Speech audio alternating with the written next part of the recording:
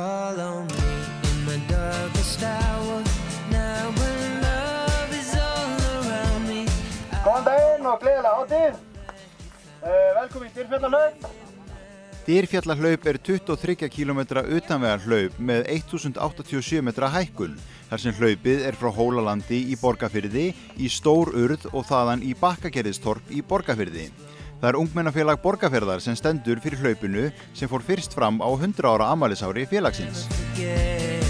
Ungmennafélagið var 100 ára 2017 og að tilefni því þá settum við niður og svona bara hugsaðum hvað við getum gert til að fagna. Og þar kom þessi hugmynd fram sem hafði svo sem verið rætt áður og við stukkum á það. Og þetta er náttúrulega allra fallegasta hlaupaleið á landinu þannig að það var strax vinsælt og fyrsta árið var eiginlega bara fullt.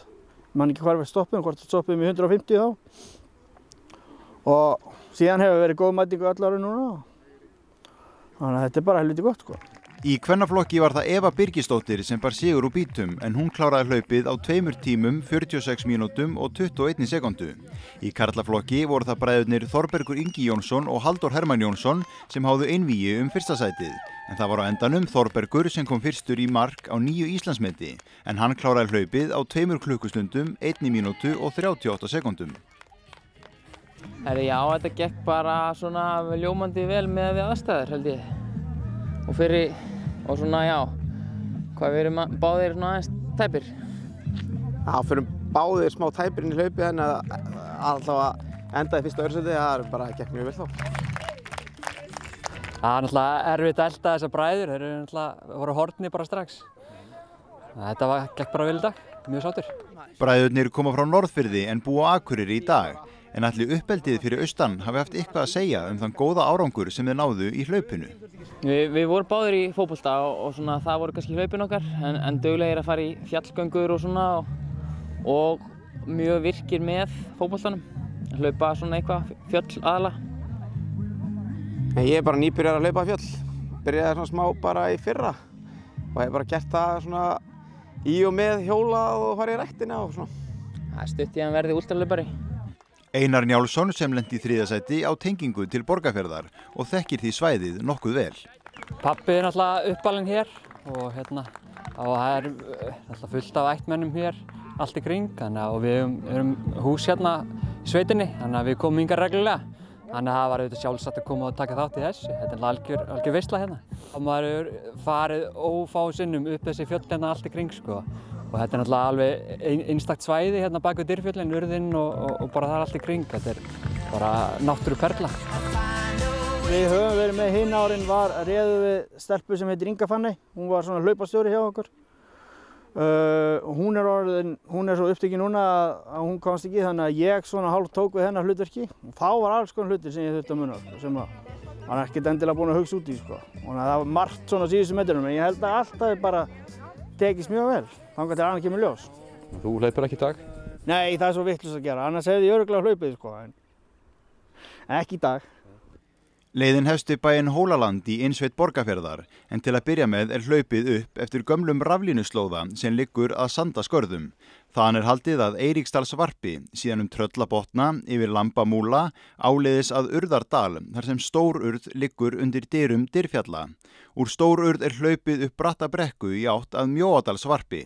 Á krossgötum ofan Stórurðar er hlaupið eftir gróum slóða undir hömrum Dýrfjalla, ofan Njarðvíkur og Dýrfjalladals.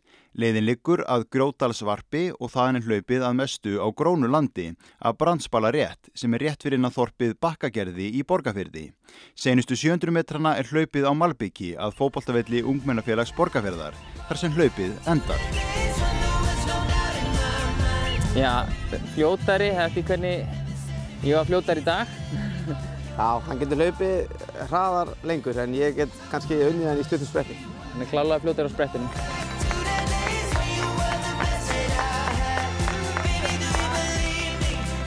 Ég reyna að hlaupa eins og ég get en það er svona tíminn er stundum aðeins svo lítill en ég reyna að hlaupa töluvert. Það er svona að reyna að koma sér út og hreyfa sig eitthvað. Sko færið var ekki hræðilegt en það var bara mjög mikill snjór og fyrir hraða hlaupara þá tefur það ansi mikið. Þegar þú ert að hlaupa snjóinn þá spólar í hverju skrefi. Muna minna maður að labba þetta Og þess vegna ákvað ég oft bara að labba snjóinn. Það sem maður ætti annars að vera hlaupandi meðan við halla. Hann hjálpaði mann hins vegar í sumum brekkum þegar maður var að hlaupa niður. Já, það geti alveg verið. Þá gat maður aðeins svona spýtt í sko, en á leiðinu upp þá var miklu erfiðara þegar það var snjór sko. Færið var þungt í dag, snjórinn var svona að gera erfitt fyrir og hjálpar reyndar, hann hjálpar niðurlega en hann er erfiður þegar maður er leiðinu upp, maður spólar bara. Og svo það sem að snjórinn var nýfarinn, það var rosalega blautt og þungt, þannig að það var mikið drulla að leðja í dag. Þannig að ég finn fyrir því í löppunum. Þau staulaðist inn í mark nánast. Það er miklu meira gefandi að laupa svona í náttúrunni og svona breytilegra og fer örugglega betur með skrokkinn. Svona mismunandi álag, upp og niður og meiri fótavinna. Einhæfara að hlaupa á malbikinu.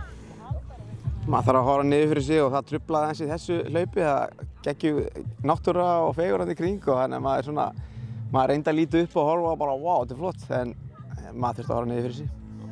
Já, ég var líka með hann hérna bara beint fyrir aftan mig, þannig að ég gæti ekki horft eins mikið á fjöllin eins og ég ætlaði að gera. Þetta var bara snilld að ná 3. sætinu. Ég ætlaði mér á pall og það tókst.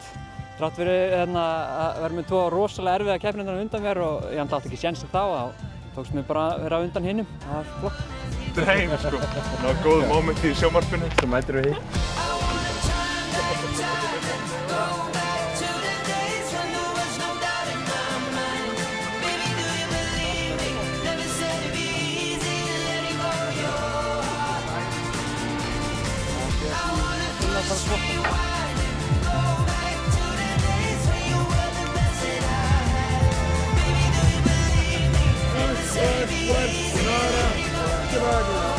Patrik Halldórsson. Hvað er byggarinn? Lyftu byggarinn. Það er mútið hluta.